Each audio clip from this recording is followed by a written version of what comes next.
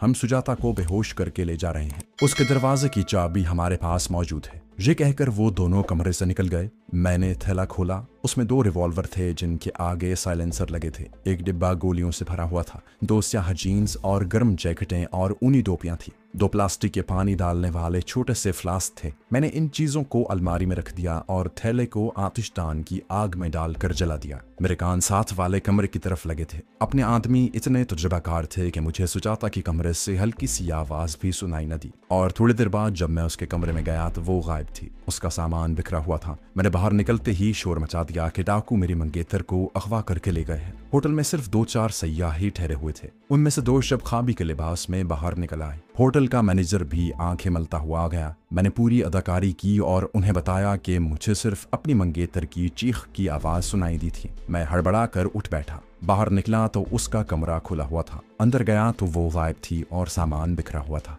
यकीनन उसे गुंडे अगवा करके ले गए हैं। उसी वक्त पुलिस को इत्तला कर दी गई। इंस्पेक्टर एक सिख था। उसे मेरे इंटेलिजेंस अफसर होने का पता चला तो फौरन होटल में पहुंच गया। मैंने उसके सामने भी वही बयान दोहराया। उसी वक्त थाने जाकर रिपोर्ट दर्ज करवाई। मैंने पीछे सुजाता के माता पिता को फोन न किया। इंस्पेक्टर ने यकीन दिलाया कि दिन चढ़ते ही डाकुओं की तलाश शुरू कर दी जाएगी और सुजाता को हर हालत में बरामद किया जाएगा। मैं जानता था कि सुजाता जहां पहुंच चुकी है वहां उस इंस्पेक्टर साहब के वालिद भी उसे बरामद नहीं कर सकेंगे। दूसरे रोज भी मैं थाने में देर तक उदास बैठ रहा। मैं उन लोगों को यकीन दिलाना चाहता था कि मैं अपनी मंगेतर के अगवा पर बेहद परेशान हूँ। मुझसे जिस किस्म की अदाकारी भी हो सकती थी मैं कर रहा था। दूसरे ही रोज शाम को मैंने पोशाली को देखा। वो होटल की लॉबी में काउंटर पर खड़ी दस्ताने पहन रही थी। उसने यूरोपीय लिबास पहन रखा था और सर पर सुर्ख बालों वाली विग चढ़ी हुई थी। आंखें चार हुई और वो अपने सर को जरा सा हिलाकर होटल से बाहर निकल गई। शाम को इंस्पेक्टर मुझसे मिलने आया और उसने बताया कि सुजाता की तलाश पूरी सरगर्मी से जारी है और हम बहुत जल्द उसे बरामद करके डाकुओं को भी गिरफ्तार कर लेंगे। वो खुसूसियत के साथ इस केस में सरगर्मी दिखा रहा था। मैंने उसे एतमाद में लेते हुए हिदायत की कि अगवा की खबर किसी हालत में भी प्रेस को नहीं होनी चाहिए, इससे हमारी बदनामी होगी। इंस्पेक्टर ने यकीन दिलाया कि जिस तरह मैं चाहता हूँ वैसा ही होगा।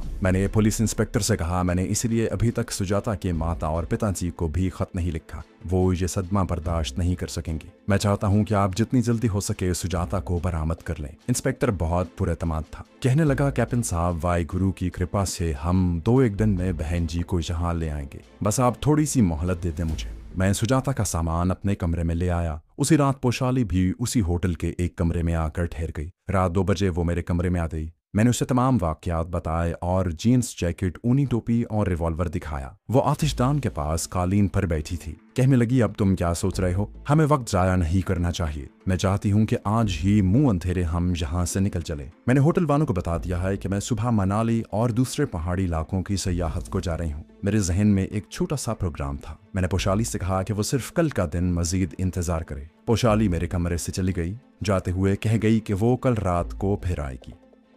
दूसरा रोज मैं थाने में जाकर बैठ गया। अब मेरा लहजा कुछ तल्ख था। मैं पुलिस वालों पर बरस पड़ा कि वो लोग इस केस के सिलसिले में कुछ नहीं कर रहे। सिख पुलिस इंस्पेक्टर मुझे यकीन दिलाने लगा कि पूरी दयानतदारी और फर्ज शनासी से तफ्तीश कर रहा है। मैंने मेज पर हाथ मारकर दोनों हथेलियां टिकाकर सिख पुलिस इंस्पेक्टर की तरफ घूर कर देखा और प्रोग्राम के मुताबिक कहा, मिस्टर इंस्पेक्टर, मैं जानता हूँ तुम रूटीन की कार्रवाई कर रहे हो और मेरी मंगेतर पर जो बीत रही है उसका सिवाय मेरे और किसी को एहसास नहीं। अब मैं खुद उसकी तलाश में निकलता हूँ और यकीन करो मैं सुजाता को डाकुओं के चुंगल से छुड़ा कर रहूंगा और उन डाकुओं को भी कानून के हवाले करूंगा। ये कहकर मैं तेजी से थाने से बाहर निकल आया। होटल आते ही मैंने सुजाता के पिताजी को हिंदी में खत लिखा जिसमें उन्हें बताया था कि बदकिस्मती से सुजाता को डाकुओं ने अगवा कर लिया है और मुझे यकीन है कि ये वही डाकू हैं जिन्होंने एक बार मुझे भी मेरे बंगले से अगवा किया था। पुलिस की तफ्तीश पर मुझे भरोसा नहीं है और मैं खुद शिमले के इलाके में सुजाता की तलाश में निकल रहा हूँ। आपकी एक कृपा कि मेरे दफ्तर में इस वाक़े की इत्तला न करें, इससे मेरी बदनामी होगी।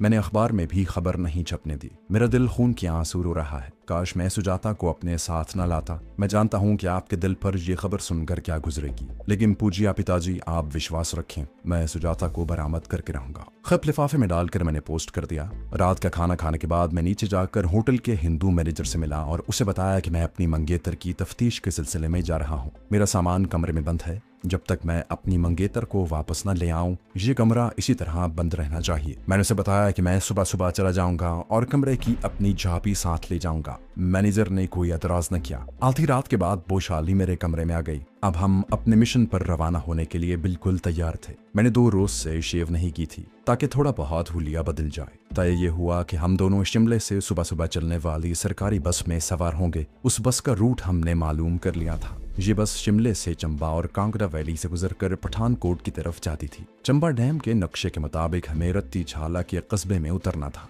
यहाँ से हमें सयाहों की हैसियत से वादी के पुरफजा पहाड़ी इलाकों में घूम फिर कर चंबा डैम से 2 मील पीछे एक गांव में जाकर वहाँ किसी मकामी आदमी के यहाँ सयाह की हैसियत से ठहरने की कोशिश करनी थी। हमारे पास इतना रुपया था कि हम किसी भी मकामी आदमी को अपने यहाँ ठहराने पर राजी कर सकते थे। अगली सुबह होटल से निकलकर सीधा लारी अड्डे पर आ गया। लारी 5:30 बजे रवाना होती थी। चंद एक मुसाफिर ही बैठे थे। मैंने पुशाली को देखा। वो अगली सीट पर गर्म कोट के कॉलर उठाए सर पर ऊनी टोपी पहने खामोश बैठी थी। मैंने टिकट ली और लारी में सवार हो गया। 6:45 बजे लारी पठानकोट की तरफ रवाना हो गई। ये एक लंबा सफर था। लारी शिमले की बर्फपोश वादियों में आ गई। जहाँ बर्फ कहीं नहीं थी। सर्दी जरूर पड़ रही थी मगर सरसब्ज इलाका शुरू हो गया था। दोपहर को एक पहाड़ी कस्बे के अड्डे पर पहुंचकर लारी रुक गई।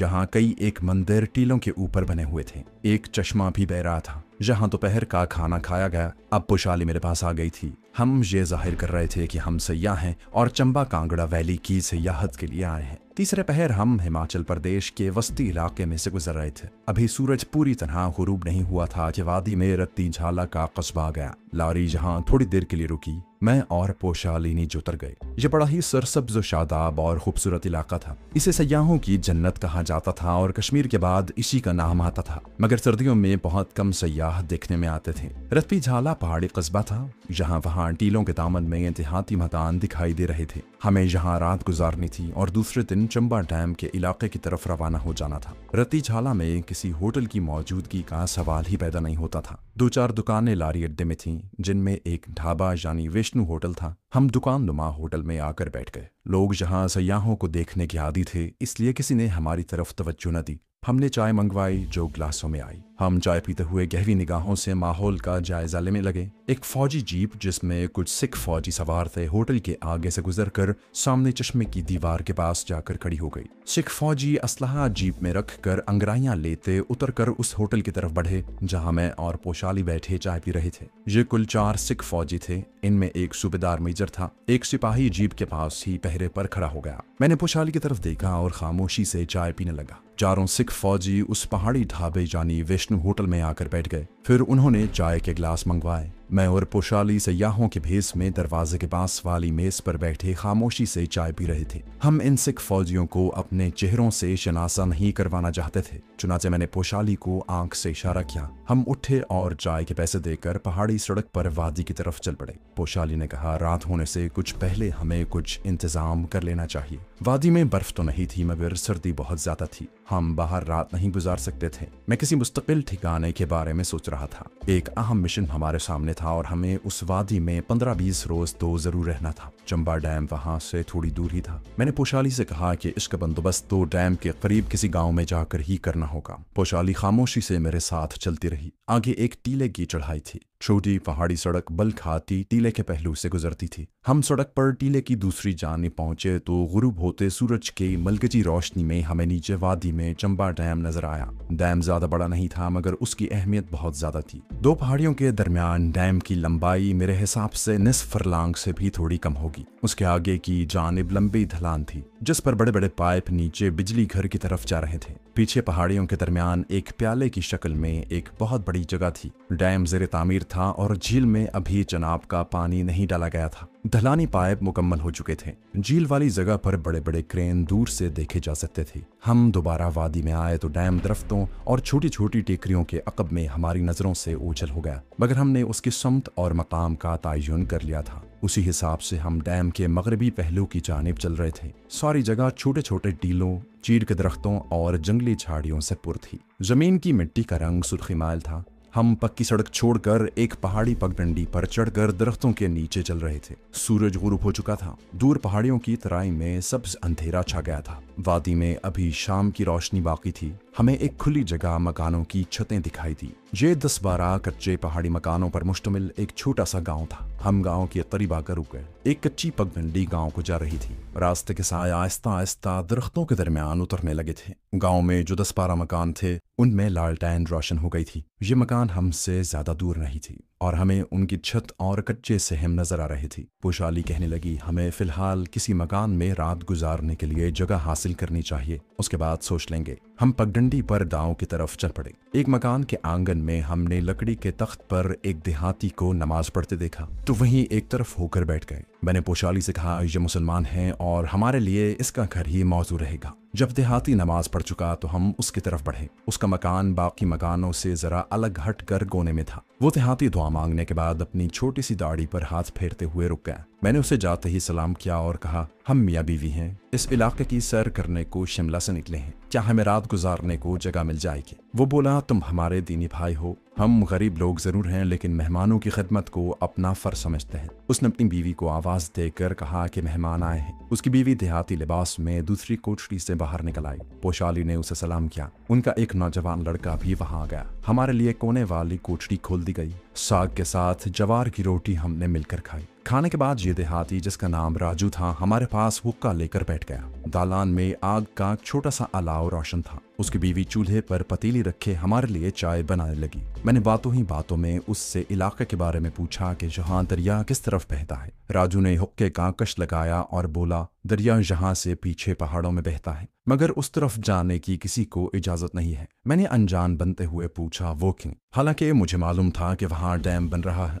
और फौज बैठी है। वो बोला, वहाँ सरकार ने डैम बनाया है, अभी दरिया का पानी नहीं छोड़ा गया। अजनबी लोगों को उधर जाने की इजाजत नहीं है, सिर्फ गांव के लोग अंडे, दूध और गोश्त लेकर ही वहां जा सकते हैं। मैं खामोश हो गया। मैं इस हकीकत से अच्छी तरह बाखबर था कि फौज के नजदीक उस डैम की अहमियत बहुत ज्यादा है और उसकी हिफाजत पूरी सख्ती से की जा रही है। सिक्योरिटी यकीनन इतनी सख्त होगी कि हमारा सयाह के रूप में भी वहां जाना नामुमकिन है। राजू की बीवी चाय ले आई। हम चाय पीने लगे। सर्दी रात के साथ साथ बढ़ती जा रही थी। वादी तारीख हो गई थी। मैंने कहा, उस डैम के बन जाने से गांव में बिजली तो जरूर आएगी राजू। राजू ने हुक्के का कश लगाया और खांसते हुए बोला, बेटा बिजली जब आए तब की बात है, अभी तो हमारी काफी जमीन बेकार हो गई है। वहाँ फलों के बड़े बाग थे। एक बाग में मैं और मेरा बेटा भी मजदूरी किया करते थे। अब ये बाग भी नहीं रही, बस थोड़ी सी जमीन पर काश्त करके बाल बच्चों का पेट पाल रहा हूँ। मैंने मजीद कुरेदते हुए पूछा, राजू चाचा, तुमको डैम पर भी काम मिल सकता है? वो बोला, चारी साहब बड़ा सख्त आदमी है, किसी नए आदमी को बंद के करीब फटकने नहीं देता। मेरा माथा ठनका। मैंने पूछा, ये चारी साहब कौन है? राजू अलाव में आगे कुरेदते हुए बोला,